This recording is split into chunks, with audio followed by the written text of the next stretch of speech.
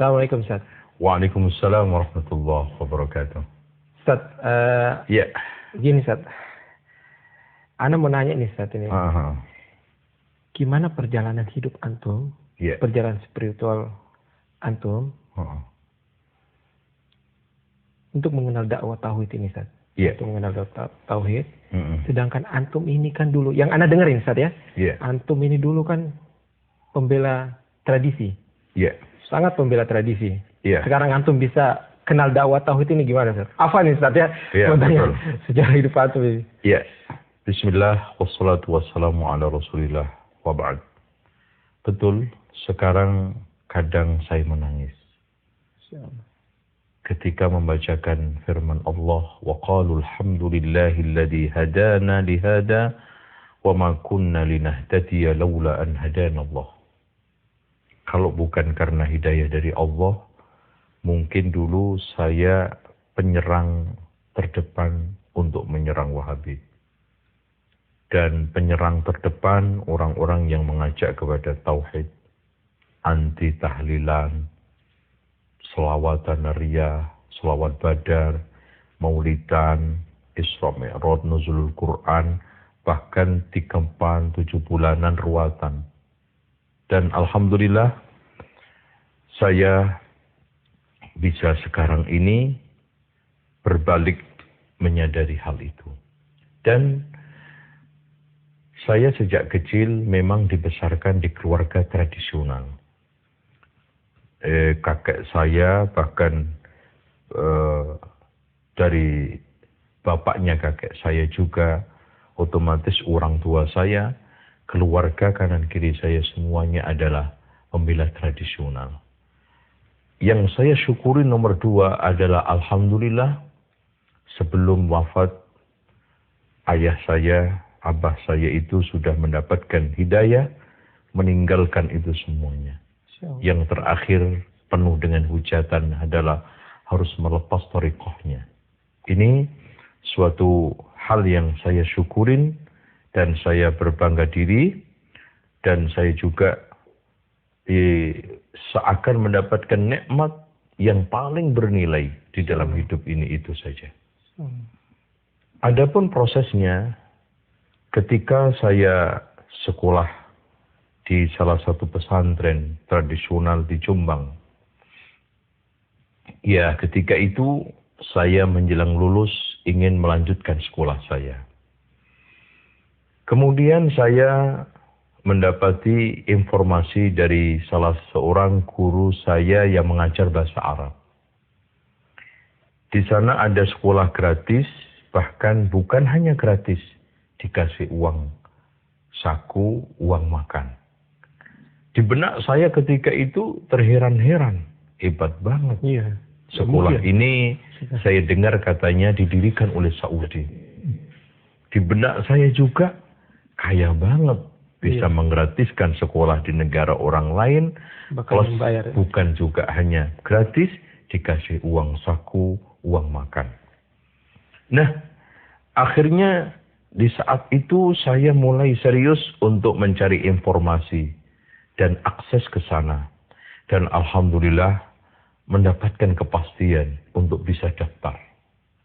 Mulailah saya pamitan satu persatu ke kiai saya, sambil cium tangan, dan juga lebih baiknya kalau dulu itu afdolnya bisa ninggalin 1 bungkus rokok, itu lebih kena tawasulnya. Akhirnya saya pamit, cuman dipesan, nggak apa-apa kamu belajar ke sana, tapi hati-hati akidahnya, ambil bahasanya, apalagi realnya, nggak apa-apa. Tuh. Gitu ya, Syah. Karena di pelajaran pesantren saya itu ada firqah sesat yang harus diwaspadai. Yang pertama Khawarij, tokohnya Ibnu Taimiyah, kata mereka. Iya, kata mereka. Terus kemudian Rafidhah, tokohnya Ibnu Qayyim Al-Jauzi. Dan Wahabi otomatis Muhammad bin Abdul Wahab. Nah, proses pendaftaran saya mulai. Kemudian Saya ikutin tes, tulis, alhamdulillah lulus. Saya sambil melihat pengumuman, keluarlah nama saya, alhamdulillah. Cuma di benak saya ini terus, Wahabi bahaya, Wahabi bahaya. Mulailah proses pembelajaran. Dan hati saya sudah mulai kebat-kebit. Dan perasaan penasaran sebetulnya Wahabi itu kayak apa, akidahnya kayak apa. Dan ketika itu saya masuk di i'dad lughawi, yang saya seriusin adalah pelajaran akidah. Ketika itu pengajarnya Syekh Abdullah Al-Aidan.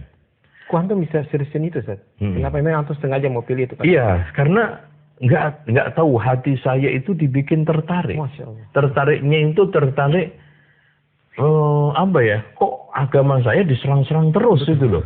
Iya, ya. Keyakinan yang selama ini saya bela kebenarannya, saya yakini kebenarannya, kok diserang terus. Nah itulah akhirnya saya punya stressing untuk setiap ada pelajaran itu saya tanya, saya debat, saya dialog. Sampai akhirnya takmili dan kemudian syariah. Saya mencoba untuk meniti ritual atau perjalanan spiritual saya ini masuk keluar jamaah. Tapi kok belum saya temukan apa yang saya inginkan. Akhirnya ada salah satu daurah yang ketika itu diadakan oleh Yayasan Al-Sofah Jakarta, yang syekhnya yang saya ingat salah satunya adalah Syekh Ibrahim Ad-Duwais. Di sanalah saya mulai kenal dai-dai ahli sunnah ini. Asatid-asatid yang sekarang ini mendakwahkan Alkitab wa Sunnah. Tapi saat itu saya masih belum begitu bulat. Makanya kadang-kadang masih isbal. Kemudian saya terus dalami. Saya ikutin daurah. Akhirnya saya mendapatkan inilah yang hak. Nah, lebih-lebih lagi saya bersyukur kepada Allah Subhanahu wa Ta'ala. Saya bisa berkesempatan untuk bertemu dengan Syekh Abdul Aziz bin Baz.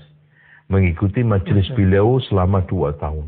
Antum? Iya, dari situlah mulai betul-betul merasakan bagaimana sosok seorang ulama.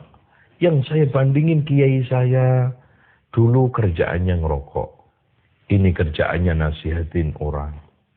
Yang dulu kerjaannya ulama kita itu mengembangkan tradisi, ini mengajak kembali kepada Al-Quran dan Sunnah. Belum lagi akhlaknya yang mulia. Tawaduknya Masya Allah, makan bersama kita di rumah. Bahkan di rumah beliau ketika makan, beliau juga duduk bersama kita.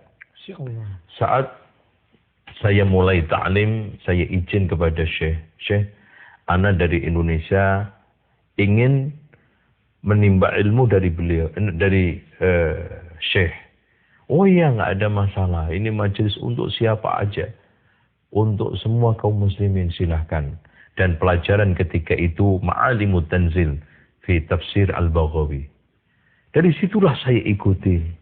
Saya yakin, seyakin-yakinnya saya belum bisa dikatakan muridnya. Saya yakin belum bisa dikatakan apapun. Tapi saya bisa menimba bagaimana saya mendapatkan visualisasi sosok seorang ulama. Ini nampak ulama itu. Bagaimana ulama Rabbani itu tercermin di dalam figur Syekh Abdul Aziz bin Baz. Jadi ilmunya Masya Allah. Kemudian ilmu itu ada dalam dirinya, dalam perilakunya. Dan bagaimana tidak pernah malas, tidak pernah meremehkan dengan pertanyaan jamaah kayak apapun. Itu yang bikin saya tersentuh.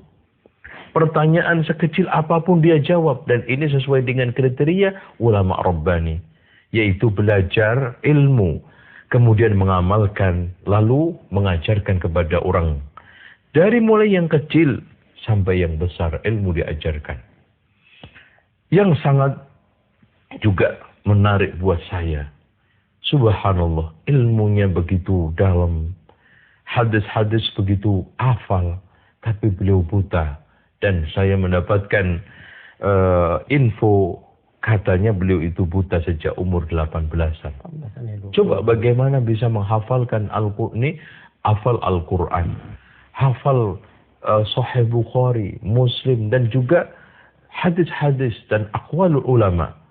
Ini kalau tidak jerih payah yang begitu hebat, etos yang begitu hebat, nggak mungkin. Inilah yang mempengaruhi saya untuk tidak patah arang, untuk menempuh kebenaran, untuk berdakwah, bahkan untuk meniti al-haq dan mengajarkan kepada umat. Saya berpikir, Masya Allah, Syekh Abdul Aziz yang begitu hebat, ulama nasional, bahkan internasional. Saya dengar gajinya juga nggak kecil, tapi kehidupannya sangat sederhana. Bahkan saya dapat informasi, beliau itu juga banyak memiliki hutang. Karena ternyata uangnya banyak disumbangkan kepada fakir miskin, thalabul ilmi. Dan yang hebat, pada saat saya ada di majelisnya, ada orang yang datang, ya badui, ya, menyeruak di tengah kita sedang hening, mendengarkan tausiah beliau. Tiba-tiba, Syekh, saya mohon waktu, sambil menangis. Saya punya masalah dengan keluarga saya. Saya punya hutang, kalau nggak kebayar, saya akan dimasukkan penjara. Apa kata beliau? Coba kamu dan keluarga kamu datang ke sini. Nanti utang kamu saya yang nanggung. Subhanallah. Tidak pernah ngitung berapanya. Demi kepentingan islahul umat. Tidak pernah menghitung dunia ini demi untuk kejayaan Islam. Sekarang yang ada di majelis Syekh bin Baz, siapa yang nggak ada? Dari jamaah semua, ikhwani ada, tablighi ada, ya salafi apalagi. Semuanya. Dan beliau ketika ditanya tentang firqah-firqah itu, menjawab apa adanya. Tapi subhanallah, nggak ada mimik-mimik mereka yang tersinggung. Karena apa? Karena saking bijaknya di dalam menyampaikan ilmu. Saking menguasainya. Dan tidak lain adalah saking hikmahnya di dalam menyampaikan fatwa itu. Dan memang Masya Allah, beliau sudah diberikan taufik oleh Allah. Al-isabah fil qawli wal amal. Tepat di dalam berucap sama bertindak. Kemudian, saya juga tidak hanya Syekh bin Baz. Ketemu Syekh Abdullah Jibrin. Ketemu ulama-ulama ini ahli sunnah wal jamaah. Itulah yang akhirnya semakin yakin jalan hak ini adalah yang saya tempuh. Ya, ini perjalanan saya. Adapun resiko, ya otomatis resiko, Masya Allah, ya. Yang dulunya saya pulang itu nggak pernah masuk rumah karena langsung diambil, diundang ke sono sini. Setelah saya seperti ini, satu pun yang datangin saya nggak ada. Resiko. Ya. Bagaimana mereka mengolok-olok. Apalagi istri saya juga pakai cadar semakin lengkap. Apalagi bapak saya mengikutin saya, ibu saya mengikutin saya. Udah semakin bulat untuk membaikotnya. Tapi fasabrun jamil. Dengan kesabaran yang baik. Ternyata alhamdulillah sekarang sudah cair pelan-pelan. Kita dekatin. Kita coba dakwai mereka. Dan ini terus sampai hari ini kita lakukan. Pendekatan kepada teman-teman lama. Ya, apalagi yang dulu di tempat-tempat majelis yang saya dulu sering mengajak debat ormas-ormas seperti Muhammadiyah untuk berdebat kebenaran maulid. Kebenaran praktek-praktek tradisional itu. Nah, sekarang saya berbalik harus mendakwainya. Itu yang bisa saya ceritakan. Insya Allah. Ya, ya. Ya, insya Allah. Mudah-mudahan ya bermanfaat, Ustaz. Mudah-mudahan ya, perjalanan hidup antum ini bermanfaat untuk saya atau kaum muslimin, Ustaz, ya. Betul. Ya, sekarang saya hanya memohon kepada Allah satu. Saya diwafatkan oleh Allah Subhanahu wa taala ala sunnah. Amin. Itu saja. Dan saya bisa beristiqomah untuk meniti as-sunnah. Dan yang tidak kalah pentingnya, saya juga berusaha mudah-mudahan teman-teman kita, orang-orang dahulu, teman yang sekru, ya berjanjian bersama, tibaan bersama, selawatan bersama, mereka juga mendapatkan hidayah dari Allah Subhanahu wa taala. Dan yang tidak kalah pentingnya juga, ya, mudah-mudahan apa yang dilakukan